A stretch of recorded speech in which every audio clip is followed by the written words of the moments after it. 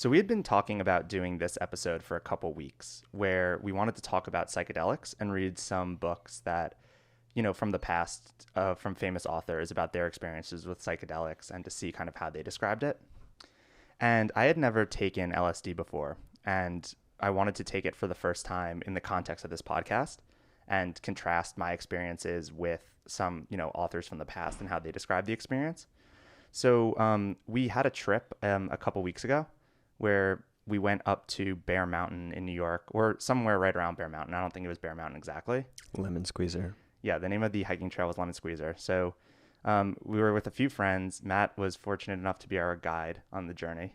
And yeah, it's important when taking LSD to have somebody along for the trip with you to make sure nothing too crazy goes down. And I was very happy to play this role for this particular excursion. Yeah. And it was cool because you forget sometimes that New York City, between New York City and Buffalo, is basically nothing. So there's all the way up to Canada, to Messina, New York, which is on the St. Lawrence River and home of the Robert Moses power plant. All right. All right, that's a great it's a great fact. Yeah, it's somewhat tangential. Yeah, but yeah, so it's cool. So we went up and we hiked on this trail for around 4 or 5 hours, and then we drove back into the suburbs, and then back into Manhattan. And I actually met up with some of my friends who were at a bar watching the Penn State-Ohio State game on the tail end of the trip, and that was also an interesting experience. But yeah, we wanted to talk a little bit about that experience and some of the things that we thought about it, and then contrast it with some of the books we read. So we read 4 books about psychedelics. So we read The Doors of Perception by Aldous Huxley, and The Spiritual Experience by Timothy Leary, The Electric Kool-Aid Acid Test by Tom Wolfe, and PiHKAL by Alexander Shulgin, which is a book that Matt didn't read because it's not an audiobook. So we're sorry that we keep, doing things that aren't audiobooks, but that's live. I'm gonna tell Matt about it. So yeah, so I guess we could start by just like talking about that experience. So I got a couple things out of taking LSD for the first time. The first one is this idea that while you're on LSD, it's not that your thoughts are incoherent. It's just more that there's a very noticeable barrier between what you're thinking about and what you're able to articulate.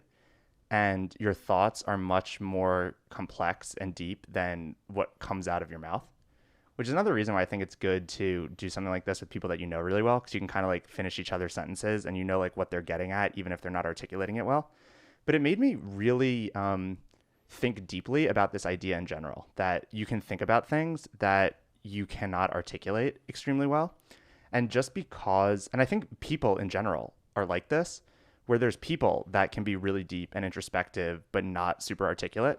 And it almost humbles you in a sense where you realize that just because something isn't articulated doesn't mean it's not there.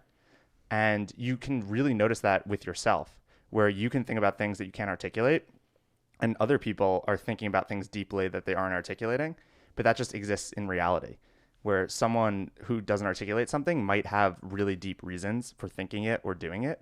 And it makes you just slightly more hesitant to judge someone based on what they say versus what actually might be beneath the surface, I would say. Yeah, actions speak louder than words. Yeah, something like that. And just in general, that you should understand that there's reasons why people do things that may not be fully understood, but that doesn't mean that they're not there. And it kind of just humbles you in that sense, I think. Yeah. The other thing, it was really cool because I think that it helps you go slightly deeper into your own stack than you normally do. So you normally think about, like I feel a certain way, for example, but you very rarely then go one level deeper and say like, yeah, but why do I even feel that way? Like you're just going like one level deeper. And like I thought about this term, the origin of things, and that's kind of the way that I felt like while we were on this trip, which was you think a lot about the origin of why things occurred in the first place, and that's not something that you necessarily think about in your day-to-day experiences. So for example, even that word like trippy, when you say like something's trippy, you don't think of Well, that word comes from the idea of trip, or which means like a journey from start to finish. So like when you're looking at, you know, a psychedelic pattern or something and you say it's trippy, you're not thinking about this concept of a journey, but that's where that word actually comes from. And you're just in this kind of like weird debugger mode for your mind where you're thinking about all that kind of stuff.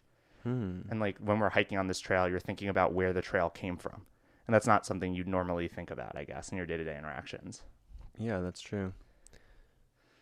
So yeah, I mean, I thought it was interesting to get kind of a perspective of seeing different scenes pass by, of seeing the woods, seeing the suburbs, seeing the city, and then eventually ending up at this football game, this bar for a football game, which is also fascinating because when I got to the game, Penn State was up 26-14 against Ohio State, and it was like the biggest game of their season. And this is very much a Penn State bar. It's called Proper West in Midtown Manhattan.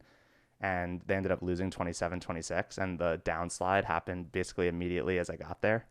And you really just, you could see the energy get sucked out of the room in a very interesting way. Like to people, I know that there's like a lot of stat nerds in football that say things like, oh, momentum isn't a real thing. But, you know, it's definitely a real thing. You can literally see it, you know, when you're tripping out. So, yeah, I don't know. It was a cool experience. Did you have any insights from the Yeah, so from what I was able to observe of this experience, it seemed that communication was more about just intuition and emotion and general feeling rather than the particular idea that one of the parties to this conversation is trying to express. And things seem to take on meaning. I like this idea from German that there's this word pregnant, like pregnant, but it doesn't mean with a baby. So pregnant with a baby is schwanger, but pregnant is like an idea that has deeper levels of meaning than is just on the surface. So, for instance, I noticed that you guys were eating an apple and passing around this apple, and it was not about this apple exactly, but there were more layers of meaning involved with the sharing of the apple, for instance, or Yeah, it's almost as if you can see the abstractions kind of cleaner and yeah. operate on them as opposed to on the like physical reality of what you're doing. Yeah, it sort of Yeah. was it looked from my perspective as if the thoughts were grounded in reality in the sense that people were talking about stories, as people do when they're hanging out, stories of that things they did in the past and so on. But then as time passed, these constructs of discourse began to fall away and were replaced by just intuition and emotion. And then later, these, you could say baggage, or not baggage, but just structures started to come back into play. And it totally changed the nature of the discourse. So it was kind of ascending. These structures are falling away. Discourse is devolving, you could say, into just emotion.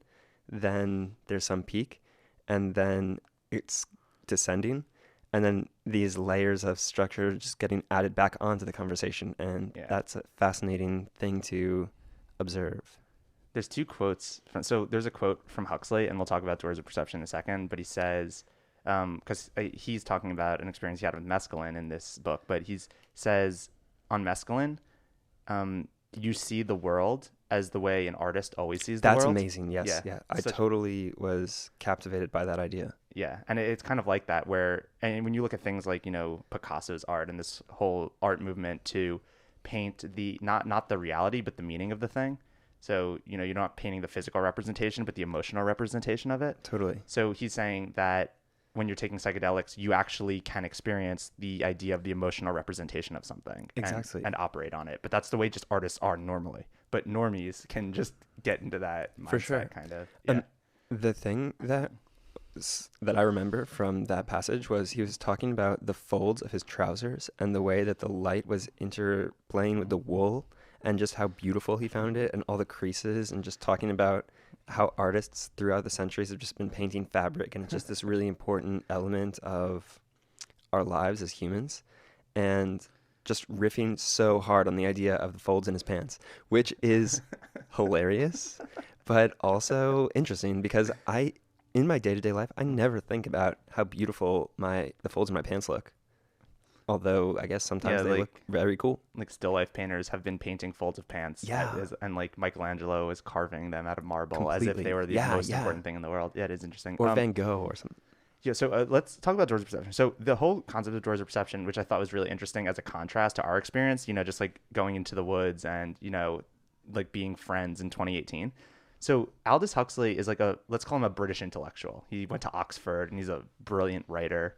And this is like in the 1960s when people don't really know that much about psychedelic drugs. So like his only real knowledge of psychedelics is from like William Blake poetry, where he describes, like he says like multicolored architectures. He's like fascinating poetic representations of things. So there was some, I guess, experiment that a research institute was doing where they're like, we want to just do an experiment with mescaline.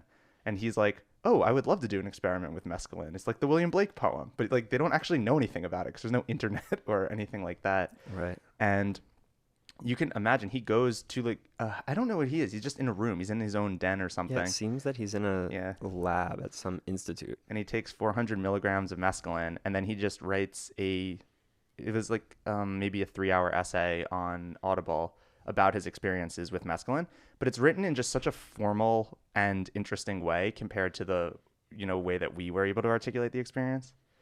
Oh man. It seems also that there was some researcher there who was asking him questions and probing him for context about what that experience was like. And he was describing that the guy was posing him such questions as, what time is it? Or how much time is there?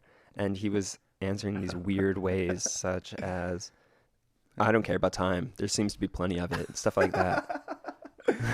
It's interesting because I can picture Huxley in a suit and tie because he's, British, and British people dress all dapper kind and of stuff. Alan Turing style. Yeah, just like analyzing things as if fascinating. Because there's one point where he's reading an art manual and it's a Botticelli painting of these like cherubs from, ancient history, and then they're naked, and he's like, it's fascinating that in the 20th century we wear textiles, but they weren't wearing textiles back then.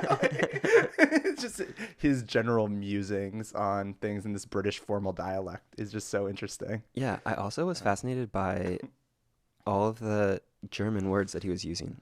I don't know exactly when they wrote this, but I think that at that time, intellectuals used a lot more German words because he used some really interesting ones. And so there's so many interesting words in German, but I remember he used 3 that I thought were very cool. One of them was Ichtigkeit, which is isness.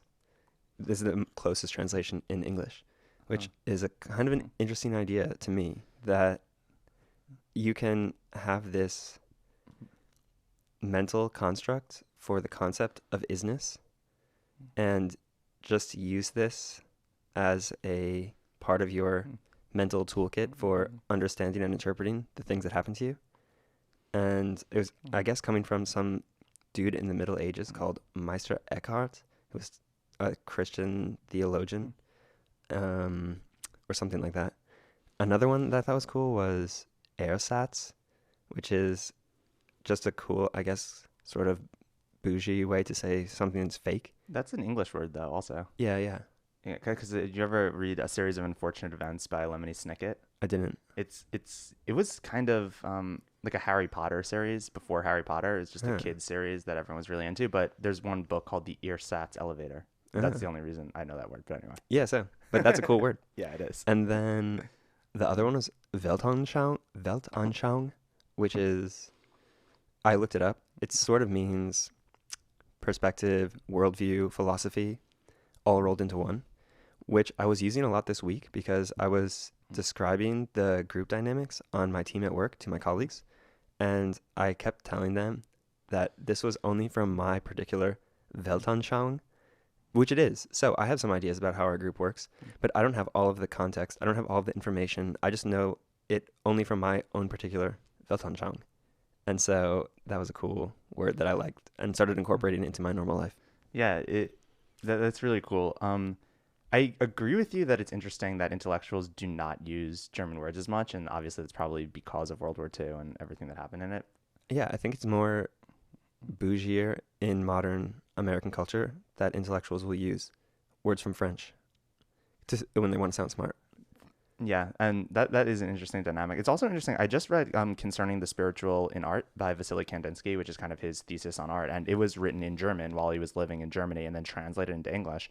And there's all these annotations from the translator because like taking a treatise on something abstract like Kandinsky's art and translating it from German, the translator almost plays an active role because there's all these words that don't have precise meaning, but he has to convey exactly what Kandinsky is trying to say in them. Yeah, 100%. And I also think that I've tried to read Phenomenology of Spirit by Hegel 2 times, 2 really sincere efforts. I listened to the entire thing on Audible, and I just found it to be unintelligible garbage both times. But I know that there are interesting nuggets in there, but I just can't find them for some reason. And I have 2 hypotheses on why this is. One of them is that I'm a total idiot, and the other is that they're bad translations, and I need to learn German well enough to read Phenomenology of Spirit to get anything out of it. Interesting. Or just pay someone that's a good translator to translate it. Yeah, but maybe there's just too much that's lost in translation for it to be any good. I don't know. Trying to think what else I thought was interesting from the Huxley essay. So many things. Yeah. What about the part where he was talking about, so it was a short book, but there was so many interesting little It was a nuggets in short there. book, but a long read. Yeah, totally. It's like a short UFC fight where they just get punched in the head over and over and over and over and over and then just pass out. I like the part when he was describing the chair that he was sitting in, and he said, oh, he used a line. So Huxley's a dope writer. He's a very, very good writer. So it's just interesting that he'd weave all this cool narrative things in it. So he's just telling the story, and he's like, and I stared at the chair for several minutes, or was it several centuries? And he just throws in these nuggets. I'm like, oh, that was awesome. I saw what you just did there. That was great.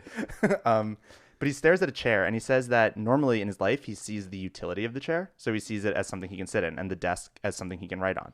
But he never looks at the just form of the chair. So he was just staring at it as if it was a still life painting where the utility was completely removed from it. It was just the form that it took up in space as what he was seeing. And I was like, well, that's really interesting idea. And that he starts riffing on like how he's seeing the world as an artist and thinking about still lifes. And then he like starts saying things that are funny because they're things that I would say in college when I'm drunk, where he's just talking about, oh, still life art is so dope. Like Vermeer, man. Vermeer is just the best still life painter ever. Because he's looking at like art books of Vermeer. He's like, how is he so good? Vermeer's amazing. And then I looked up Vermeer's still lifes, and they are pretty awesome. I have to say, Vermeer, if you Google his still lifes, are just insane how good they are. But yeah, he's like having these realizations about like what real greatness is and seeing the world as an artist, which is really cool.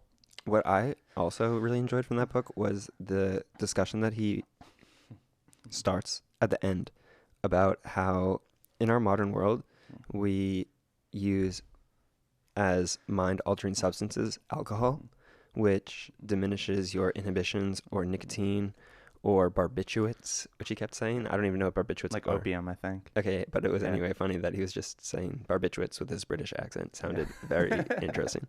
But yeah, but he was advocating that. So, this was nice too, because it's the similar phenomenon where in a movie they say the name of the movie. Oh, you know how they do that name sometimes? like The Dark Knight is the last word of the movie. The Dark Right, Knight. right, It's right. The title drop. Exactly. There's a bunch of title drops from movies. I think it was some episode of Family Guy or something. They played a bunch of them in a row, and it was like, oh, I guess that's why they call the movie that. But it was really well done.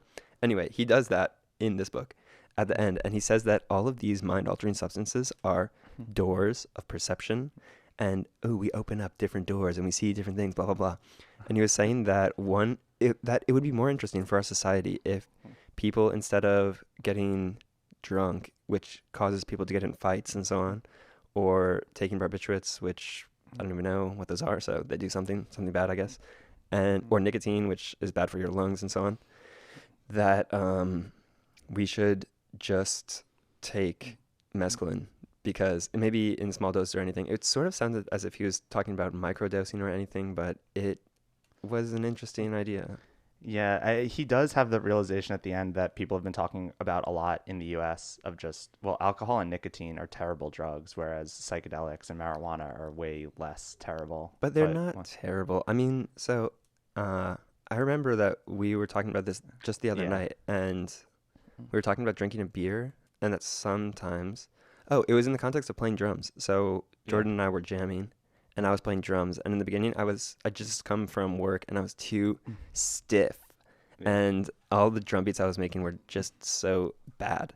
And then I drank 2 beers, and then it was just much more fluid and just chilled me out. And for instance, before you're going out, as you said, Yeah. alcohol can be really Yeah, nice. it's definitely okay. I agree. It's not a globally bad thing. Like anything, it has its uses. But just it's funny that he has a realization that seems so banal now, where he's like, "Wait a minute, alcohol's terrible for you, and Yeah. psychedelics are interesting. Why are they illegal?" Like, and it's like, yeah, that's kind of a normal perception now. But I thought it's interesting. I also think mescaline in general is interesting. So it's the active psychedelic in peyote, which was a big thing in Native American culture. They would just I don't even know how you do it. Do you smoke it or you just ingest it? I have no idea how to. It's in a cactus somewhere in like the desert. But it's also interesting that Shulgin, who we'll talk about when we talk about PiHKAL, he also gets into psychedelic drugs through an experience he has with mescaline also. So it's kind of like an interesting thing that this is a gateway that a lot of people have, but it's almost not normalized in culture now. I don't really know anyone that's ever taken mescaline before.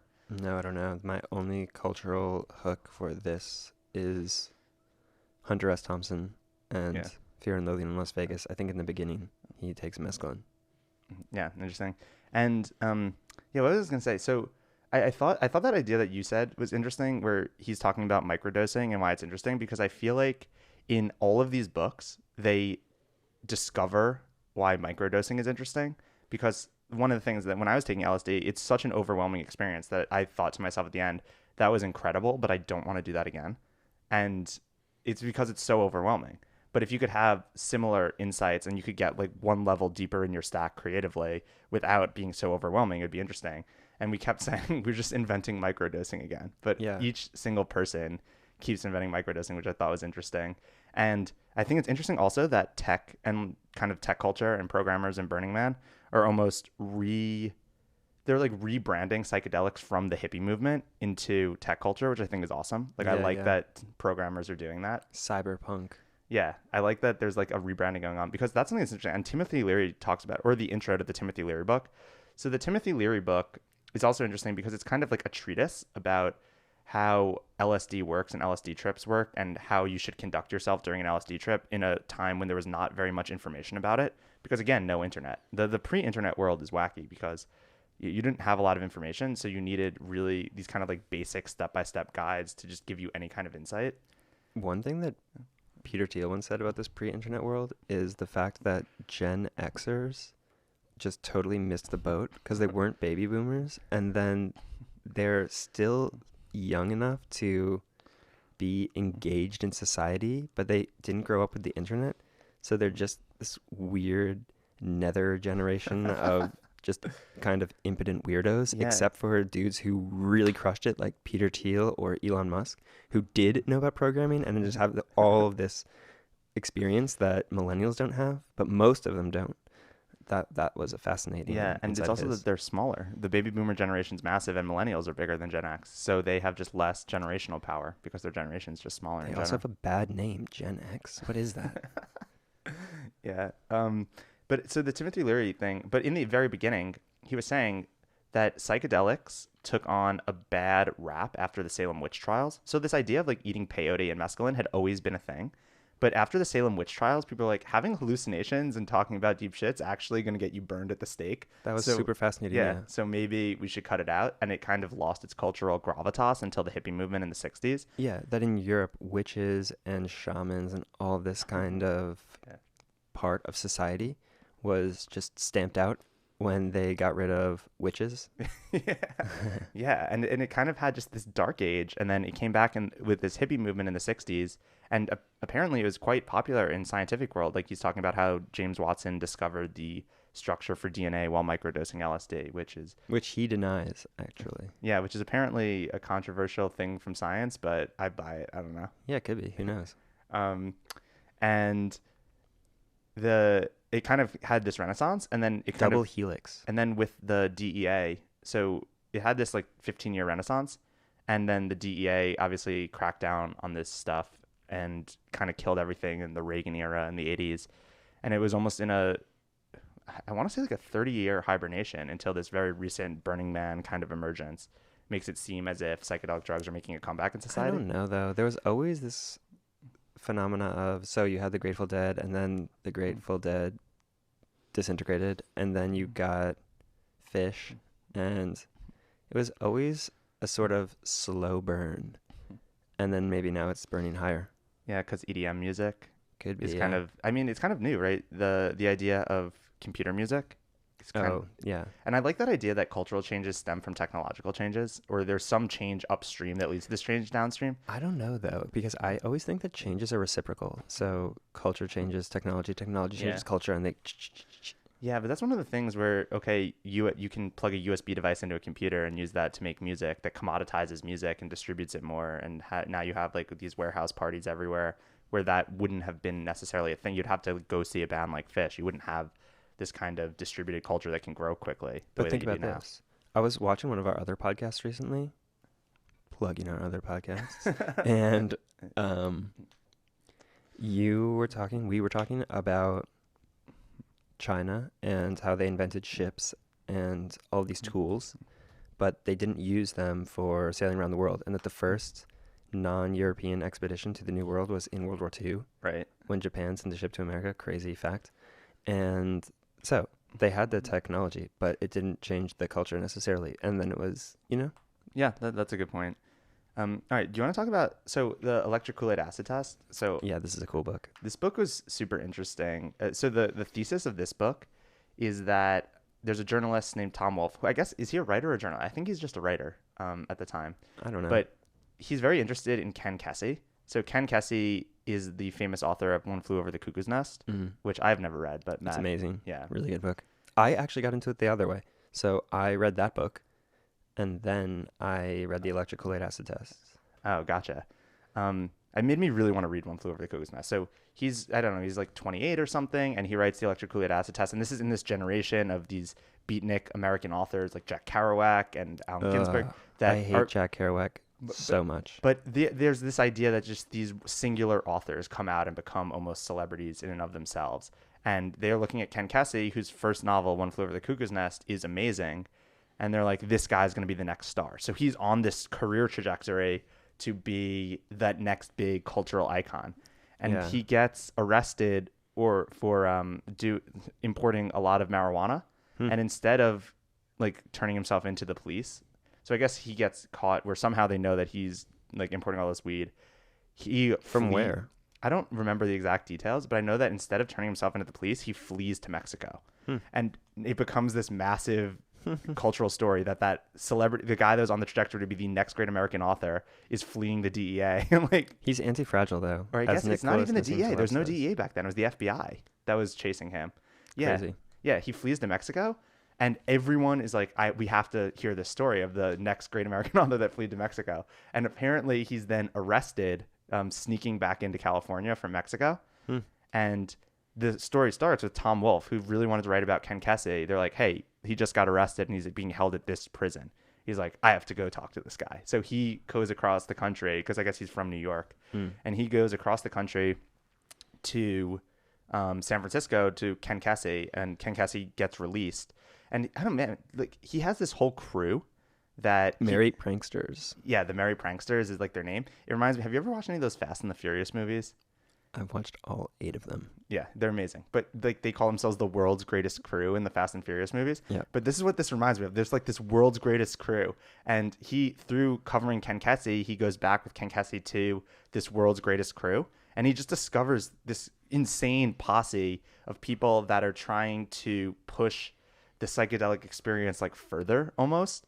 Like Ken Kesey is just this alpha like genius visionary that's like, okay, this is what I think about psychedelics drugs. This is how they should fit in the culture. Like we need to expand these ideas further. We need to push harder. Like the cops can't hold me down. And they like get a massive bus, which School bus. yeah, it's like a school bus that they paint all tie dye, and they just drive across the country like taking acid. And And Tom, the destination on the school bus is further. So amazing. yeah, and Tom Wolfe's just there, like this New York writer, just writing about it. It's just this insane experience, and this book was so iconic culturally to me because I'd never really heard this side of that era. For me, it was Yeah. different though. For me, I was in high school just weirdly into the Beatles and the Doors and all of that hippie stuff. So, which I don't know why. Maybe it was something to do with fish and all that. But then I just got fascinated by this guy because he also, yeah, I always try to determine the dialectics of things and look back to where they started from. So thought to myself, okay, I'm interested in fish. So I'm interested in fish. Then I'm interested in the Grateful Dead. So I'm interested in the Grateful Dead. Then I'm interested in this guy, Ken Kesey, because he started the Grateful Dead. He had a party in California. He bought them all their instruments and they threw some crazy acid party in this place called Watts, which I guess is a really dangerous area of Los Angeles or something near there. I'm totally West Coast illiterate, but yeah. Oh, Watts it's like it's in California Love. Yeah, I heard it in that song. Yeah. I don't know where it actually is. I never knew that he started the Grateful Dead, but that's really cool. Yeah, that book, I was really blown away by how good that book was and just how interesting of a cultural moment that was. And it's also really interesting because this will tie us into PiHKAL also, which is a book that I had read a while ago, because it's the other side of the coin of PiHKAL. So the story of PiHKAL is really interesting, where it's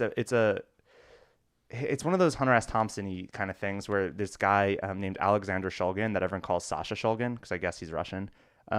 He wrote like a fictional account of his life, but it's very clearly about his life. So I don't know why he didn't just write it as his own biography, but who knows?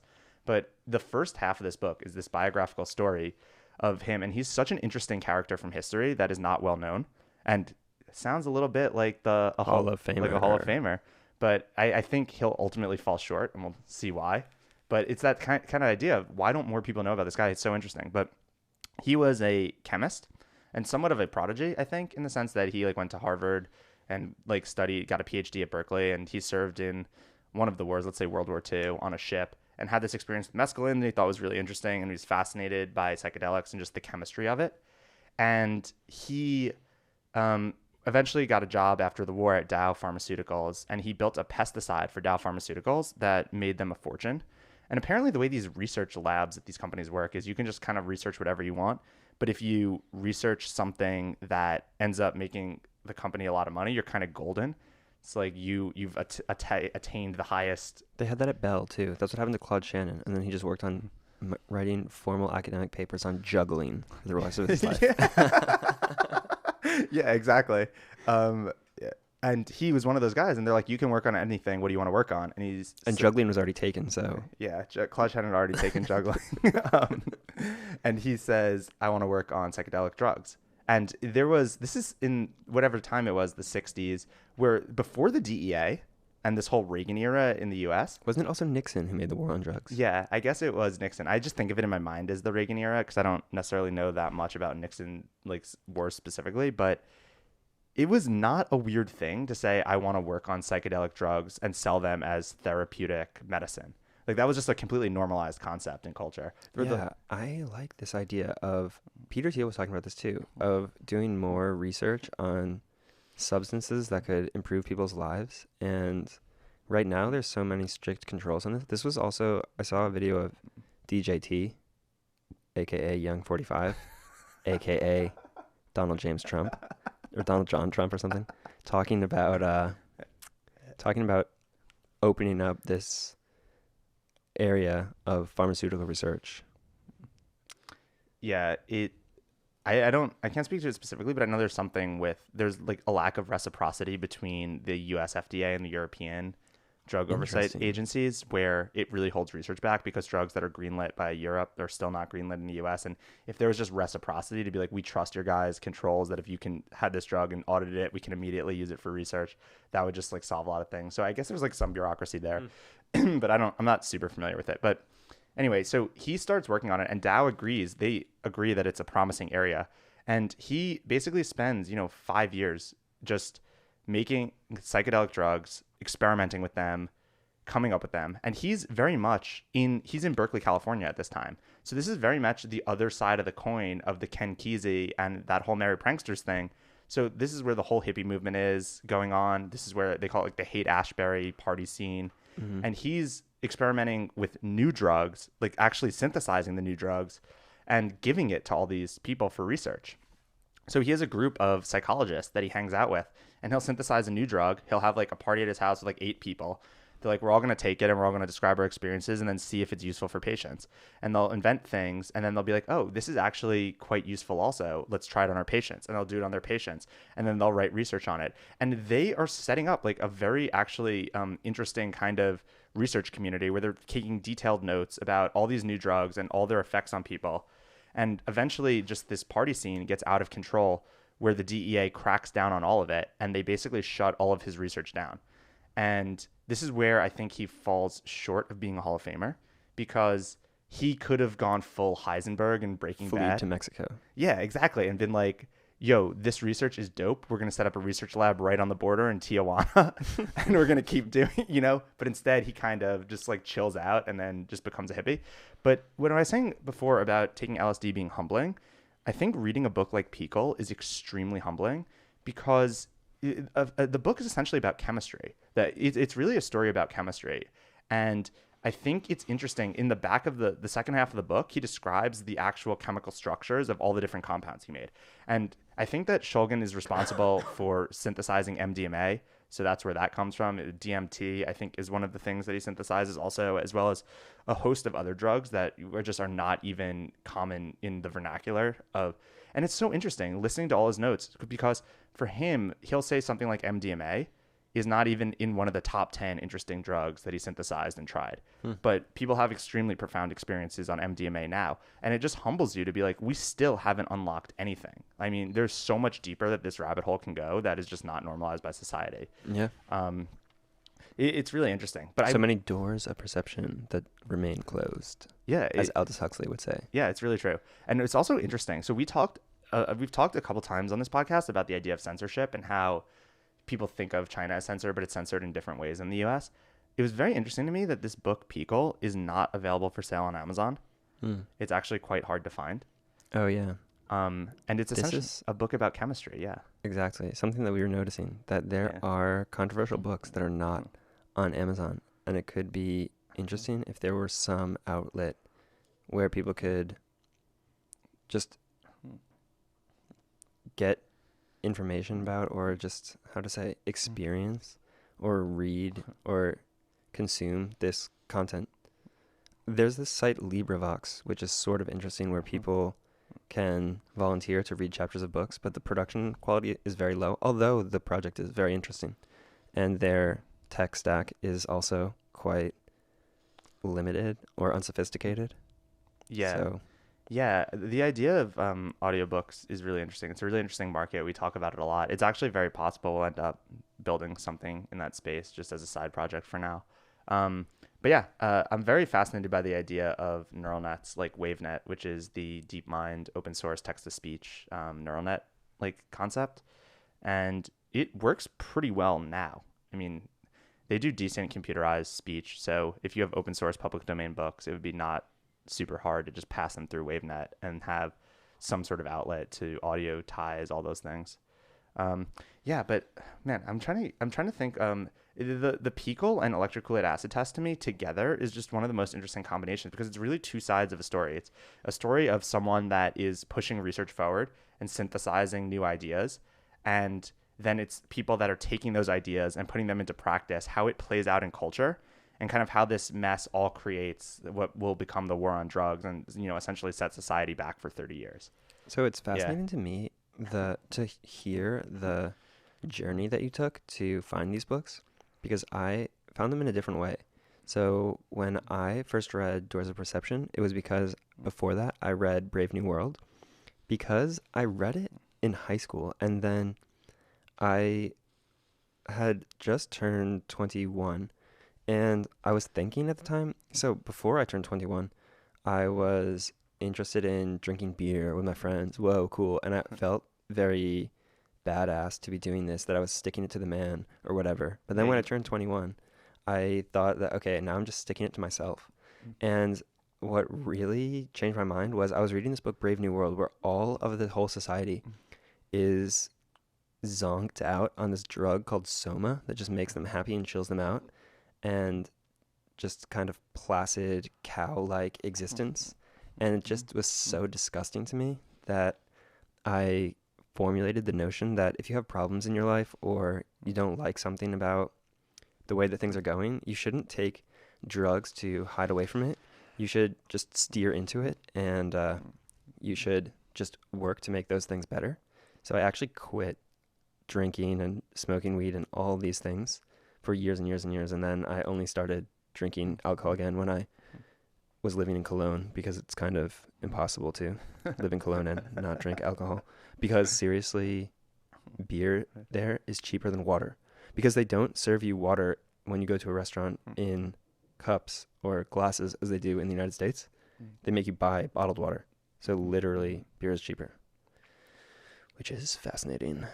Yeah. I like the idea that drugs are something that you should, like, if you're doing the same thing that you were doing in high school, there's probably something off, maybe. I don't know. Totally. I don't know, like, the right way to formulate that. There's this character, though, in Brave New World. I was going to say, though, in general, do you want to hear that? But I realize it's also, I hate the word drugs. I think it's just such a bad word because it encapsulates way too much in people's minds. Like, people could just interpret that word in so many different ways. For sure. Which, heroin. Or... some of which have a horrific connotation to them, and some of which, like, are like ibuprofen. You know? Exactly. Like, it's just such a bad word, and we need better vocabulary to have any intelligent discourse about this stuff. So that was I should stop saying it. Yeah, sure. Yeah. Me too, probably. It's just a bad word. Yeah. I watched this video yesterday of when Kanye West went to hang out with Donald Trump, and he was saying that the president of the United States should fly around in the dopest plane, and he showed him a picture on his phone of this hydrogen-powered plane made by Apple or something, which I don't think actually exists, but anyway, I agree in concept with that notion. But he was saying, yeah, this is the dopest plane, and then he goes, wait, I mean, I tried not to use negative words such as dope, so then he rephrased it, and he goes, this is the freshest and the flyest plane. Literally the flyest plane. Yeah, it's awesome. So I'm 100% on board with tailoring your vocabulary more to express what you're trying to really say, which is why I find those really niche words such as ersatz to be gems of communication. And it's also, reading PiHKAL gets you on that level, because you literally realize that changing one, isomer, like one atom, the little, okay, let's, instead of having 4 hydrogen bonds, have 3 hydrogen bonds. Right. It changes the substance completely. It changes the experience completely. That just, like, throwing this word in, like, chemicals, it's like, man, you're 5 levels of granularity too high to have any kind of intelligent thought about what you're talking about. Totally. And just, it really, like, PiHKAL is such a humbling book, because it really shows you the intricacies in chemistry and how intricate you can get, and how that affects your experiences in very different ways. That just having these generalized terms that you sweep everything with is maybe not the right level of abstraction. So on that, riffing on the idea of how the words that you use are, it's something, I suppose, similar to the structures that you use, sort of the technology that you have influences the culture, and the culture influences the technology. So the words that you use influences the ideas you have, and the ideas you have influences the words you use. Yeah, and then I noticed a lot that when I was speaking some foreign language, for instance, when I was living in China and speaking Chinese all the time, when I would come back to America, I would formulate English sentences with Chinese grammatical structures, which were incomprehensible or hilarious to my friends. And then I was talking with somebody that I know from work recently, and we were discussing one of our colleagues, and I said, there's no way that that guy is a programmer, although he LARPs as a programmer. And he said, how do you know that? And I told him, because the words that he used are not precise enough. Programmers don't talk like that. So I remember, for instance, this one guy, me and my friend who was also a programmer, and this dude who's not, he was saying, oh yeah, blah, blah, blah, we're going to do this by the end of the year. And it was in December that we were saying that. So my friend goes, what, in the next 2 weeks? And he's like, oh my God, you're such a programmer. And we were like, no, dude, you're just a not precise normie fool. It reminds me of something. I think I've told you this before, but one of my friends who lives in Berlin now and has learned to speak German was telling me that people in Germany are so much more patient than Americans are. And one of the reasons he thinks is because in German, the most important word in a sentence is at the end of the word, where in English it's at the end of the sentence. Yeah, it's at the end of the sentence, where in English it's at the beginning of the sentence. So if you say like, I'm getting onto that train, like you could just stop it at I'm getting on, and you would know what they're saying. Yeah, finishing each other's sentences. But in German, you would say like the train I'm getting on. So like you don't know if you're getting on or off, and which is the actual like action and meaning until the end of the sentence. So it naturally makes you wait till the sentence is complete to understand the meaning. Where in English, you know that the meaning and where people are going before. So it's just this entire thing of just the way sentences are structured mean the way that you think about interaction, which affects culture. Whereas like Germans are more patient in conversation than Americans who cut each other off which I think is just, yeah, it's a really great idea. I like that a lot. Going back to what we were saying before though. So when I was talking about this stuff being humbling, it reminded me of when we were talking about the Samuel Zemurray book. And how this, Russian immigrant to the U.S. was completely underestimated because his English was broken. Oh, yeah. And it makes you, so that's one thing that's really humbling too. When we were talking about that idea of articulation and how you shouldn't assume lack of articulation is lack of understanding. Totally. It's just like this guy was completely underestimated his whole life because he just didn't speak English well. And that was such a foolish move by the board members that ended up getting fired, but it's just such a thing to note. Yeah, true. You see this a lot. I think that this trope will play out in more biographies that we read. Also, I was thinking about this too. So we went on this, I think it was a couple podcasts ago, where we talked about the fish that ate the whale and just how bananas are just insane. Bananas are just the craziest thing. And we talked for, 90 minutes about how insane bananas are. But that articulation in my day-to-day life is, I'm not going to have an hour and a half to explain to people why I find bananas so fascinating. Oh, I've been trying. So have I, actually. I talk about bananas way too much for a normal person, but this might just come out where you're just talking to someone. You're like, bananas are so dope, man. They're just awesome. So fly. Bananas are flying fresh, not dope.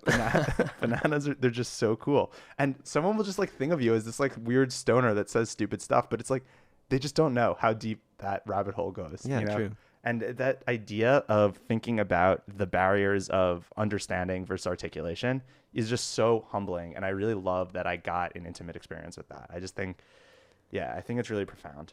I have a totally orthogonal idea that I want to express, though. Go ahead. Okay, so when we started this hike, we saw a snake, a tiny little snake. It was awesome. And it was just slithering around. And I interpreted it as a good omen. And then we started riffing on the fact that in modern physics, modern science, in our modern world, you would see some cool snake pass you by on the trail and think, okay, so that just means nothing. But then I was thinking about this in terms of, for instance, Alexander the Great. So if Alexander the Great is starting some campaign, military campaign, and he sees a crazy eagle just swoop down and eat a snake right in front of him, and he would be thinking to himself, okay, this is a great omen. This is going to be an amazing campaign. And then if you had just some physicist from the modern world, you'd be like, Alexander, that doesn't mean anything. He would think that guy's a total moron. And just throw him off a building. Exactly. So the truth probably is somewhere in between both of those two extremes, but I like snakes. And when I see one, I think it's a good omen. Which is interesting because they've been like almost universally accepted as a bad omen throughout like mythology. Oh, right? But I love this. So I just think of all the things people think are bad omens, such as the number 666 or the number 13. I love these numbers. And I feel that it's more real estate for them to be beneficial to me because everyone else shuns them. Yeah, that's all right. I have nothing to say about that. Yeah. I was thinking this also. So while we were on this hike, you realize that LSD is unbelievable for writing song lyrics because we would just say so many things to each other, and they just work at these really deep levels of abstraction. And you're like, this is where song lyrics come from, because I never knew how people write songs, but this is exactly it. So, like, one of the things that one of our friends kept saying. So one of our friends was like, oh, "We're halfway there," and our friend kept going like, "Halfway where?" And it was just like I understood exactly what he meant at that. It's like, where are we even trying to get to? Like, what are you talking about? Yeah. But that idea just expressed so succinctly as halfway where. It's like, wow, that's a great song lyric. But then it's like, wow, this is how people write song lyrics. They just go hike in the woods with their friends and Totally. Or just appreciating the fold of their trousers. yeah, exactly. And just that idea of going deeper in the stack, being able to articulate some deep abstraction in concise words. That's the art of song lyrics, I feel like. But so you know what is the yeah. opposite of that? So last night I went to this gallery, I don't even know, gallery show somewhere in Soho. And there was a painting of Oscar the Grouch in a garbage can that was stylized with Gucci all Oh, over print. That's awesome. Yeah, it was cool. Yeah. But we just sat there intellectualizing the shit out of this Oscar the Grouch in a Gucci garbage can painting. And I was thinking how ridiculous that was. It's totally the opposite phenomena. So I have the impression that when people are tripping, they're just expressing things in terms only of emotion and no intellectualizing it. But then art critics and so on are completely the opposite end of the spectrum, where they're just intellectualizing everything. With no emotion or Exactly. meaning behind it. Yeah. Yeah, it's just, oh, wow, that's such a good point. Yeah, I think that's accurate. It's just, you just describe words, but they don't mean anything. Yeah, exactly. And song lyrics mean things, but they don't, like, Yeah. describe anything. Poetic license, and you can just say babbly whatever, but it works. It's interesting, yeah. Yo, I was thinking also, do you have anything else that you want to say about these specific books? Or like Yeah, totally. Okay, yeah. Or so Go ahead, yeah. the thing I was thinking about before was that, so in Brave New World, one of the main characters, he goes on a trip to the American Southwest and hangs out with a bunch of native inhabitants of this area. Way to be PC. Right. You nailed it. Okay, and Aldous Huxley does it too, and Carl Jung does it as well. And this guy also, in a different book I read about the Warburg family, Avi Warburg, he went there too. And they watch these ceremonies and participate in these dances, which I suppose now are just hollow tourist spectacles, but maybe in those days were way more interesting. And it just seemed to be this crazy, weird carnival ride that European intellectuals would go there and observe and oogle it, and then it would just change their whole perspective and they would write some crazy content about it. And that just doesn't exist anymore necessarily. Yeah. Maybe it exists. I was thinking about this all the time. I guess it exists, but in different ways. That particular instance of it doesn't exist, but it exists in other places. I know that you can go up like to upstate New York and take ayahuasca. They have like ayahuasca retreats, which is apparently supposed to be interesting. What's ayahuasca? It's some root that has some psychedelic in it that's not mescaline, but it's similar. And it's supposed to be a very intense experience. And it's very popular in like Peru. Is it one of these countries? But people go down to Peru to do ayahuasca retreats where they just like spend a weekend and you eat this root and then it like trips you out, but it's supposed to be like meditative and healing. I want to know go ahead, sorry. in Peru how long the line is to take that stupid picture at Machu Picchu that everyone takes. I imagine that there's just a 100-person queue of fat tourists with beer bellies and binoculars and hats on. And basic bitch white girls. And just girls are going there, waiting in the line. It's almost like a negative signal, right? If I see someone's like Facebook pictures and they're at the Machu Picchu thing, I'm like, you couldn't come up with a more interesting tourist destination. Yeah, exactly. Or a more interesting tourist picture. Everyone has exactly the same picture. This is why I can't function in society. Because someone will be like, I want to go to Machu Picchu. And I'll be like, oh, do you? Yeah, exactly. That's so interesting. Why not just go to Lake Titicaca? So no, what's really interesting is so like this idea though of psychedelics being meditative, I think, or like psychedelically, or sorry, like intrinsically healing, I think is really interesting. So do you follow MAPS at all? The Multidisciplinary Association for Psychedelic Studies. I nailed that one. No, but I do follow maps like when I'm trying to navigate to new places. Or, Good one. Yeah. They're really, really cool. They're out in California somewhere, maybe San Francisco, and they are trying to get MDMA legalized for what's it called? For like as a medically valuable treatment for post-traumatic stress disorder. Oh yeah, I looked at this. I wanted to buy their stock. And oh yeah, totally. But they started. Timothy Leary talks about them in the Psychedelic Experience, remember. and it's also awesome that this dude named Pine on Hacker News, that made a couple $100 million from Bitcoin, gave Maps like $2 million in Bitcoin, which I think is dope. So it's like cryptocurrency is like funding psychedelic research, which is just the really cool like thing that's happening in the world. But it's interesting that Shulgin was doing all this stuff in the 70s. Like he's literally giving MDMA to psychologists to treat PTSD, finding it medically valuable.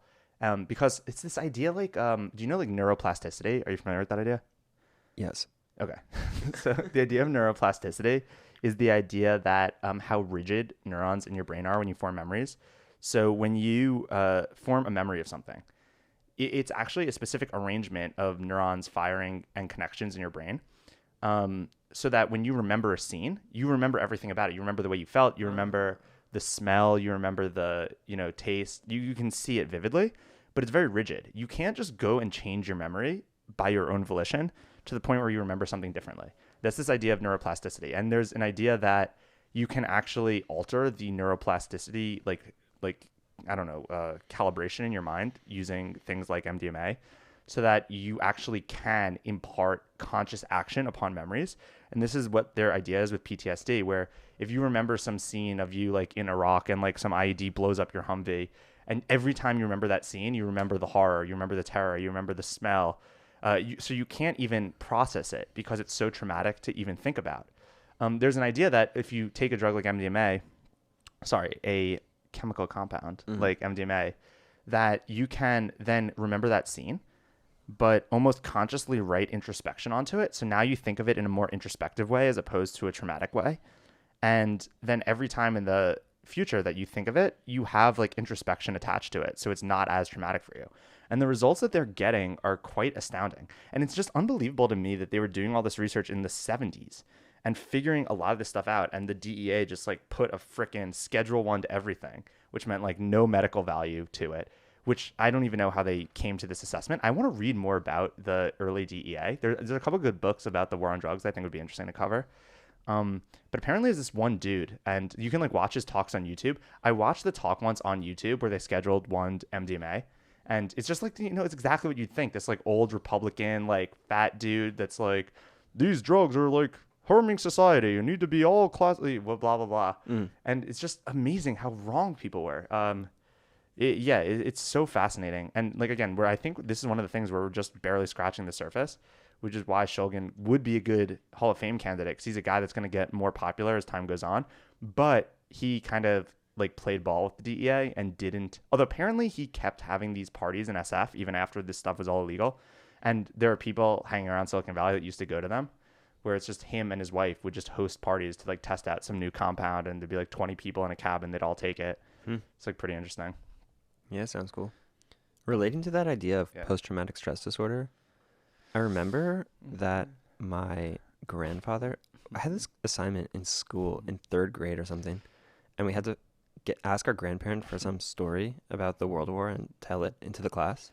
And he told me this story about this big, stupid snafu. They were in Japan, and they were trying to be super secret and quiet because they thought that kamikazes were all around them. And this plane had to land on their aircraft carrier. But for some reason, they messed it all up, and the plane crashed into some gasoline tanks and just set it on fire. So you could see this huge fire in the middle of the Pacific Ocean for all around, and just anybody in a 50-mile radius would just know that they were there. It was super loud, and it was just like totally the most unquiet thing. And he just told it as a big joke, and then I told it in the class as a big joke about how dumb it all was. And then the teacher was so mad at me, and because it was this big, serious, great World War thing, and everyone had to be very serious. And just that was some memory that I have from like 3rd grade. You don't listen to Dan Carlin, right? No. The one that he just did was amazing about the USS Indianapolis. I don't know, but it's the largest naval disaster in U.S. history. It was some, I guess, big ship that got sunk in the Pacific during World War II, and all like half the like crew died in the initial explosion or torpedo or whatever, but then half the crew lived. But they're in water with sharks around them, and this is where the inspiration for Jaws comes from. Like in Jaws, the guy says he's like a survivor of the USS Indianapolis, but they're in this water with sharks, and apparently, so people in the U.S. at this time of World War II with no internet didn't realize sharks were a big deal, and the U.S. military kind of indoctrinated in them that sharks were nothing to worry about because they didn't want people like freaking out about like all the sharks around them. They're like, we got enough to worry about. Like, don't worry about sharks. They're harmless. They're like in the water getting ravaged by sharks for like 3 days. Oh my God. And the stories are incredible. Like some guy, like once you would go alone, the shark would eat you. So everyone had to like huddle up because then you were more intimidating the sharks and just freaking out as everyone's getting, oh man, is amazing. Terrifying. Yeah, the USS Indianapolis is such a crazy story. Okay, but I also heard another thing that Jaws was about. So there's this movie that I watched in college, which I thought was amazing, called The Perverts Guide to Cinema. And it's just this dude, Slavoj Žižek, who's a super Marxist intellectual from Slovenia. Wait, he's still alive. He's I like know, on I know. YouTube. I know. Yeah, Yeah, I've he's seen some great. of his YouTube. Yeah. And so that movie is amazing, though. And he was saying that he just goes way, way, way, way deep in this Freudian, Hegelian weird way on all movies and pop culture things. And so his idea of Jaws was that it was actually about the communist revolution in Cuba and how it's this thing that's from the Pacific or from the Caribbean Sea that comes up into the east coast of America near to New York and Long Island, and it's just attacking people, and it's a kind of metaphor for communism and stuff. That sounds like something a high school lit teacher would say because they just have to come up with a metaphors for everything. Okay, so I didn't do it justice, honestly, but if you want to watch that Slavoj Žižek thing, yeah, it's good. You know what else I thought was interesting? Now I'm thinking about it, that in that Timothy Leary book, which I thought was not that interesting because we have the internet now, so you don't need these like almanac style books that whatever. But he did say, like, he kept calling, because this book was one of the original literatures about psychedelics, and it's famously referenced by like John Lennon, like loved this book, and et cetera, et cetera. But he kept using the word voyager. Like he keeps describing someone that's taking psychedelics as a voyager, and that's where probably the word like trip comes from. And it's just so interesting. Like I just love this idea of reflecting on the origins of things, and I don't do it enough in my day to day. But just yeah, like the idea of the origins of things is super interesting. And reading these books that are at the like very beginning, you see how like the words and vernaculars and isms came to be that like we have now, which I think is really interesting. You know what I once thought about was imagine from the beginning of recorded history, so 2,000 years, all of your ancestors back into the year 0. You could fit them all into this apartment, you know? If you just do their lifetimes, so you can stagger them by whatever, 50 or 100 years. So for 2,000 years, how many lifetimes is that? Yeah, and just squat up with them. What is it, 40? Yeah, it's not a lot. Yeah. Is it 40? 2,000? Yeah, Yeah. probably, right? By lifetimes of like 75 years, you could say? Depends, maybe? man. Like they say John Tyler, who's the 10th president of the U.S., grandson's still alive. Yeah, sure. So then 100 people. Yeah, something like From that. your ancestors back to history, and then they could all just hang out in a room. That's also so few lifetimes. And then, so just learning all of human history is not that hard. In some sense, it's not that hard. In some sense, it's impossible because you can't even encapsulate. You can't even understand your own one life. Well, in your lifetime. understanding one thread of human history from start to finish is possible, but you got to capture the threads that didn't exist, right, and got squashed, right? I was saying, like, did you ever read any of those Curtis Yarvin essays? No, I didn't. He's whatever, but they're very. I learned a word which I like, which is prolix, Prolix, which means somebody that describes something in a really rambly and long, incoherent way. And his writing is very prolix. Okay. To the point where it's just some guy ranting on the internet. But he does make the point that I thought was really interesting in like the first essay, it's like intro to his writings or whatever, that even when we learn American history, we don't learn the most interesting parts of American history, which are like all these dudes that were loyalists in the 1700s. Oh, yeah. And like they're dope. Like Thomas Hutchison was dope. He's as good as the founding fathers. He just thought the revolution was a stupid idea. And he wrote like so when Thomas Jefferson wrote the Declaration of Independence, he wrote this thing called the strictures on the Declaration of Independence, which is why he thought the Declaration of Independence was wrong and it's actually very well written, like smart document. But this dude just gets whitewashed from history. Oh, It's yeah, like we're that's not talking about Thomas Hutchison. Fuck that dude. Okay, You so know, think about like, this. He's We're- like, oh, go ahead, yeah, Okay, so all right, we're doing this now in my group yeah. at work.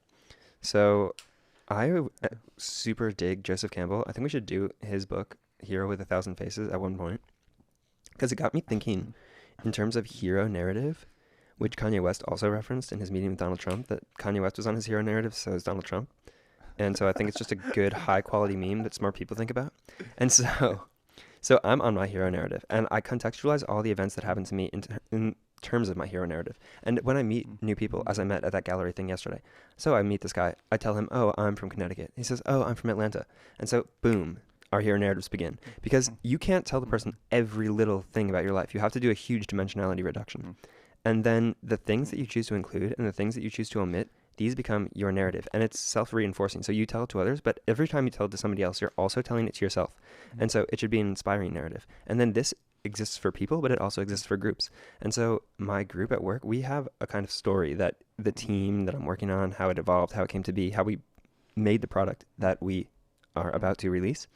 And so we're having a retreat where we're all going to gather together, and I really want to organize this session.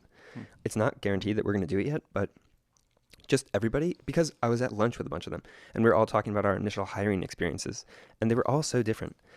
And I think it would be cool to just all talk about how we came to this group, what this group means to us, where it came from, where it's going, and just the kind of myth of our group. Origin of Yeah, things. exactly. And our own group hero myth and hero journey, so we can contextualize things that happen to our group in this context. But then, since we work in this blockchain industry, I wanted to take it and then put it on the blockchain, which is a stupid thing that people say all the time, but seriously, I want to do it because then people couldn't rewrite it.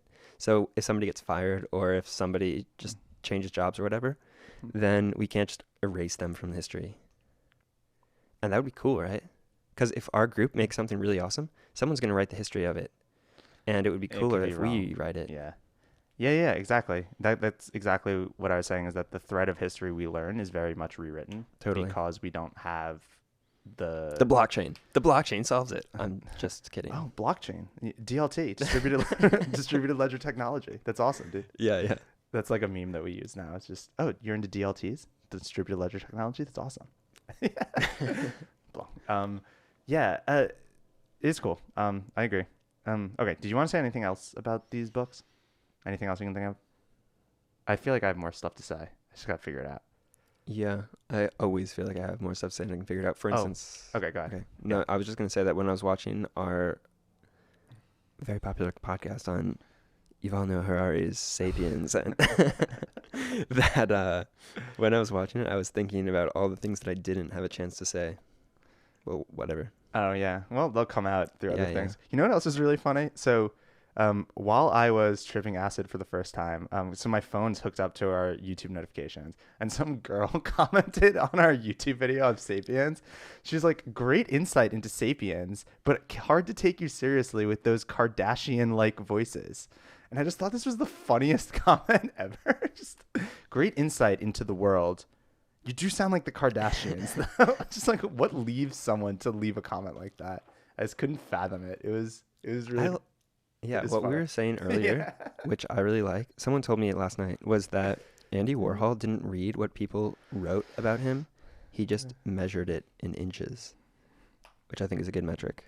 Yeah. Or centimeters. I also kind of think Andy Warhol's art's like kind of lame. Dude, he made an image of a banana. He made an image of a Campbell's soup can. Yeah, but also a banana. It's pretty dope. Of a banana? I gotta learn more about him though. Why? Because like normally when people are famous, they're famous for a reason. Like there's actually something there. But then you look at the art and it's just so lame. It's I learned this recently. Yeah. Okay. Karl Lagerfeld is famous for a reason. He did a real thing. So fur coats used to be super heavy because you had all of these pelts on you. Mm-hmm. But what Karl Lagerfeld did was cut the furs into very small strips and then sew them together and stretch them in a weird way so that you can make really shapely and light fur jackets. Cool. Super cool. I never knew that. I just thought he was famous because he was just really eccentric and weird guy. I never heard of this dude, so that's why He's it's the fine. main designer for Chanel. He's this Oh, dude gotcha. with the Yeah, yeah. sunglasses and the Yeah, yeah, gloves. yeah, Yeah. yeah. Oh, that's actually really cool then. I was gonna say, okay, so I also thought it was interesting on this experience. So half after the hike, we stopped at Shake Shack in this weird suburban shopping center on the way back into the city, and it was by far the most interesting Shake Shack experience I've ever had. So weird. You normally think of Shake Shack as this thing where you go and you get a burger and you leave, but you don't deconstruct their entire business operations and models. And Like you, every person in the Shake Shack. yeah. You don't look at the hashtag on the wall and think about who came up with that hashtag and what they're trying to achieve and how they came up with the names for everything. Hashtag Shack fam. And yeah, hashtag Shack fan. And you know how the ordering process works and what the idea and then why their mobile app for ordering is so bad because it just doesn't fit that experience of I'm just online and want the burger and like you see that that's the actual need of someone on the line and like it's just not at the level of simplicity that it needs to be to articulate that. Yeah. And you know, you just like look at what their sauce, who makes this fucking sauce. Like there's this whole industry of food tech where chemical engineers are designing new sauces for burgers. And this is like the dopest job. And they make millions of dollars for these companies if they come up with some slightly new sauce that, you know. Yeah, I believe there was also a Shacktoberfest brew available. Yeah. The guy that comes up with these should be given a Nobel Prize for literature. It's phenomenal. But just that level of deconstruction is really interesting. And I think I get why it's, you know, interesting for artists and for programmers and for scientists that there's some way, some mode. I think what LSD does, I don't actually know. There's a book by the founder of LSD that's like his really in-depth description of it. That's also, I think it's not on Audible, but there's a physical book that I really want to read. It's literally just called LSD. But I think what it does is LSD like mimics these neurotransmitters in your mind and it like, so it makes connections on the different synapses of neurons so that you have more connections between different parts of your brain that wouldn't exist normally. So it's just like if you look at like an MRI, it's like very, very lit up when you're on LSD. It's very lit. Yeah, you might say. But yeah, I think that's really interesting. That idea of deconstructing something, making connections between things that you wouldn't normally make is just a fascinating concept. But it's also not, and Huxley said this too, which I thought was interesting because he had really good just prose ways of phrasing things that LSD, like, or whatever he was taking, mescaline, tells you, like, it lets you see what you need to do, but it doesn't help you actually do that thing. And he's like, that is the problem. He's like, how can you actually behave in the manner that you can see when you're on, you know? Yeah, that links into one of my most firmly held beliefs, which is that people sometimes call small children creative. And I think that this is a miscarriage of justice because small children are not creative at all. They're imaginative, if anything, because they can imagine some crazy thing. Wow, okay, that's cool. But to actually be creative, you also have to be productive. And to be productive, you have to work hard to get good at, like, for instance, programming, because that's the thing that I know. So if I imagine an app, then who cares? That's nothing to write home about. If I create an app, that is a completely different thing. And so I think we use the term creative in our modern society way too liberally. Yeah. I that makes sense to me. I'm very much in the real artist ship mindset and that if it's not shipped, it doesn't matter. I like New York is so, because in San Francisco, so I lived in San Francisco for 18 months and I've been in New York for approximately the same amount of time now. And just there's definitely a difference in the way people talk about tech products in New York and San Francisco. Where in San Francisco, I think it's kind of understood that if you haven't shipped, like STFU, and just like, why are you even talking to me? Like, I don't care. And that's like almost the bar is just like so much lower in New York where people keep telling me about stuff that's not shipped. And I just literally just want to say, like, I don't fucking care. Like, if it's not shipped, I don't care. It's not a thing. I just don't care at all about what you're saying. Which I think maybe comes off abrasive, but it's New York City, so you're allowed to be abrasive. Comes with the territory. Oh man, that's one of the things I love about New York City is just how you get called out on bullshit so quickly here.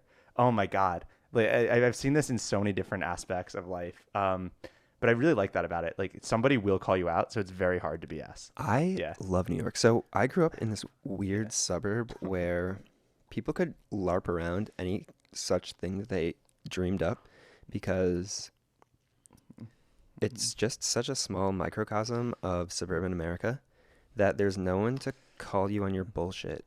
And so, for instance, in New York, it's fascinating.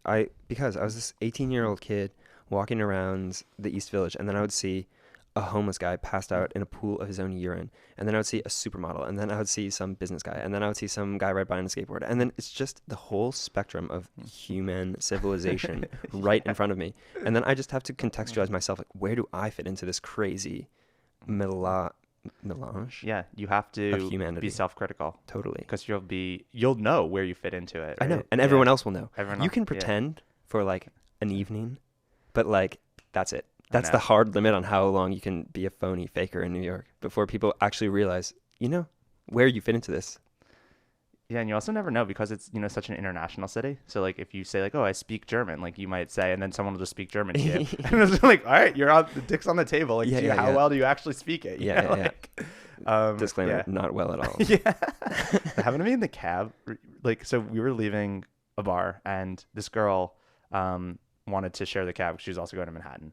And we were with her and she was talking about how she was from Kurdistan but spoke Persian. So I said something to her, but she said she spoke Farsi, which I think is interesting because most people that speak Persian call it Persian, not Farsi.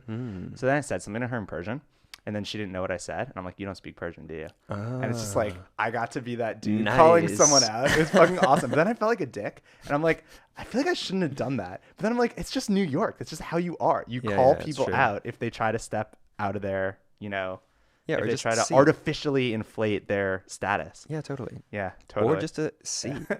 I don't know. I think it's interesting. So recently, I've been doing a thing which is completely unrelated to this, or largely unrelated to this entire conversation, but I think it's interesting, which is that, okay, so I read once this book, How to Win Friends and Influence People, which I also think we should read, but I think that this book is dangerous because it makes you care about what other people think about you, which is poisonous to your mind in the sense that right now, I'm much more interested when I'm speaking to somebody if I like them than if they like me. For instance, if you're talking to Donald Trump or Kanye West or just anybody really, really cool, do you think that person is like, if Kanye West is talking to me, do you think Kanye West is sitting there, does Matthew English like me? No. He's thinking about, do I like Matthew English, if he's even thinking about that at all? And so why should I be sitting there and thinking, oh, does Kanye West like me? He's like, no. Do I like Kanye West? Because if he likes you, he'll give you like free tickets to shit. Yeah, like, but who cares? Why do I want his utility? Stupid? Yeah, but because it's like the Huxley thing. If normally people think about the utility of it, and like that person adds utility to my life. Yeah. So I'm focused, but you shouldn't be focused on the utility. Yeah, of it. exactly. You should be focused on the aesthetics of it purely. Yeah. I don't know if that's relevant. That's what Huxley. But yeah. That is cool. I agree with that also, and I think that's one of the things that things like just writing essays and this podcast help me with, is just articulating the truth of how you perceive the world and figuring out the right way to express that without necessarily worrying about others' perceptions. Like even just this, like talking about psychedelics is not obvious that it's something that will help you or like it could considerably hinder you because I guess technically it's against the law. But I don't know, just it's still a reality of the world. And if you operate on the level of I'm interested in the reality of the world, that I think is the better level to operate on than like, is this going to help my perceived status in some, machination true. or whatever. So yeah, I mean, and it lets you just be like way more honest with yourself and the world if you just are, well, I care about this thing that I'm interested in, even if you think it's kind of lame. Like I just don't care, because it's interesting. That's true. But then it's also most people, like I'd say like 99% of people just follow what they think is popular. So it doesn't matter. They don't even have an opinion about whether or not something's cool or if they like you. It's just, they're just following what other people do. Yeah, that's true. So if you're just in like the 1% that can like shape a trajectory, that's also interesting too. Definitely. All right, cool. What else about these books? Because I was going to say, I think it'd be interesting also at the end of these podcasts, because we're not going to talk about all the books that we read on the podcast. So we could do like a quick lightning of things that we've read that we thought were interesting. Okay. But not necessarily that we're going to cover on the podcast. Yeah, sure. Yeah. So I don't know if you had more to say about any of the things that we read or if... Not that comes to mind right now. I think I'm all talked out on the subject of psychedelics and... Yeah. All right, cool. So you want to do like a lightning round of just like random things that we read recently that we're not going to talk about? Yeah, sure. All right, because I just read 2 books, and I know we're going to talk about. So I read Crazy Rich Asians, which if you lived in China, you should definitely read. I'll read it. It's actually legitimately not a good book because, it goes into that idea of what McLuhan was talking about, how like books are just movies. They're the same thing. They're just different mediums. Because it really reads like a movie script. Because it keeps flashing between different, locales. It's like Shanghai, Singapore, Shenzhen. But it's written, it's like you can picture how that would play out in a movie. So I think this guy kind of wrote these books like specifically to be movies, and none of the characters have any character development. They're all like complete one-dimensional stereotypes. But it is just awesome because it's this idea that all these Chinese people have gotten so rich from real estate investments and just their crazy lives of like partying in these exotic locales in Singapore and things like that are just fascinating. Yeah, that was cool. You want to do one? I can't think of anything. I also read Creative Selection. That book is really interesting. I think that people should read it. It just came out recently. It's by this guy, Ken, whatever his name is. Ken, some last name with a K, that worked on the original iPhone team.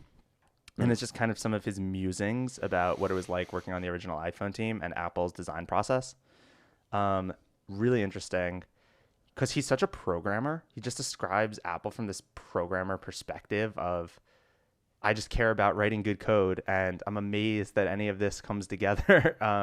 But the interesting stories are like, he literally had to invent the keyboard for a smartphone. And it was so unknown how a software-only keyboard would work. Like, should it be QWERTY? Should the buttons be big? How would autocorrect work? Should it just autocorrect as you type? Should it not? And just the process of how that came into being in the form factor that we all currently use is just fascinating. And it like says a lot about Apple's and like really Steve Jobs' just, ability as a manager. And just their like meetings and demo process. And I like that they had like hierarchies where you couldn't even demo something in front of Steve unless it was really good, because he would get so pissed off at the person that brought him the demo if it sucked. He's like, why did you let this dude demo in front of me? So like he had these like really good gatekeepers that are like, you're not even showing this to Steve unless it's X, Y, Z, whatever. Also, he said they had a really good heuristic. They did like this thing for Safari. This guy also built Safari. They were talking about like speed-driven development, where they basically had the original build and it was not working at all. And they had some test that they used as a rubric to say, okay, this is going to measure how fast this browser is. So it's going to load all these web pages and then it'll average out the load time. And then no matter what feature they added or bug that they fixed, the speed test could never go up. It had to go down. And that was just a rule. And they had a guy that was their manager that would never compromise on it. So even when they had to add a feature, like we need this feature and it makes the speed go up, he would be like, I'll only allow it if you can remove speed from other features where that the total net of the git commit that you put in makes it go down. I thought that was such a cool way to build a software product. It's a weird way to put git commits though. Messy commits. But you had one metric that had to go down, and like this is very much the way startups work, or like good startups should work, where it's okay, revenue or users or number of X sold example just has to go up. And are you going to add a feature to your product? Will it make this thing go up? If no, don't add it. It's just you just really just optimize on one thing and try to get it. I thought it was really good. That doesn't sound like a really true story though. Imagine if you made commits that were so... It's completely true. Yeah. It's a lie. That story's a lie, in my opinion. Well, I mean, it might not have been commits, but it was just whatever build of okay. It might not have been like specifically down the git commit level, but yeah. I like the idea of optimizing for one metric. Yeah, me too. Maybe we should eventually do that on this. Yeah. All right. What else? Anything else you want to say? Sir Johnny Ives. I think it's just Johnny Ive. No, it's Sir Johnny Ives. He was knighted. It's Ives. Okay. Ives. Yeah. Ive. Okay, Sir Johnny Ive. Yeah. Johnny Ivy. Yeah. All right, cool. Poison Ivy. We'll be back next week. Peace. Yeah, later.